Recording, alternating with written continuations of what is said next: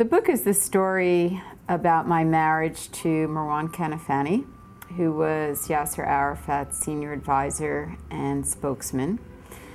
And it's also about the women that I met along the way during my marriage to him. And it's about my own personal journey. So there's a couple of themes that go simultaneously in the book.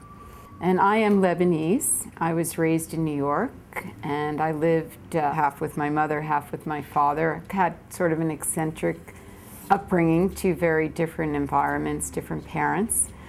Went to school in New York, and then I eventually met my husband at the United Nations. He was a diplomat there. He was director of the Arab League. We ended up getting married about 8 months after we met.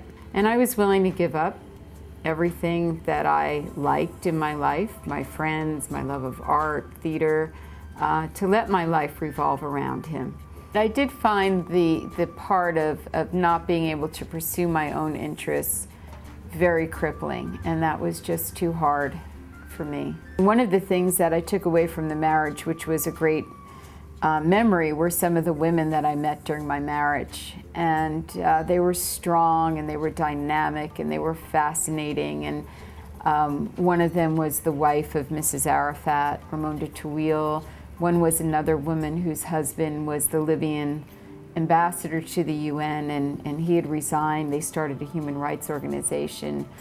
Queen Dina of Jordan. These were the women I had become friendly with, and they just had amazing stories. And after my divorce, I started to think that it would be interesting to see if they'd be willing to record their stories with me in a book. Most of the women that I interviewed were happy to have a voice, but I do have to say that they did trust me to tell their story in an accurate way. I think there was a bond because they knew I'd been part of that crowd, and they felt they could trust me. I made these women my teachers and my mentors that came forth as I found my way through this unfamiliar terrain in the Middle East, and they guided me, and I learned from them, and they told me about their own lives, and they truly became my teachers. And then eventually I came out the other side back to the familiar world with this knowledge. So even though the book started out to be a collection of interviews, it ended up being a memoir with these other women woven in and out of the book.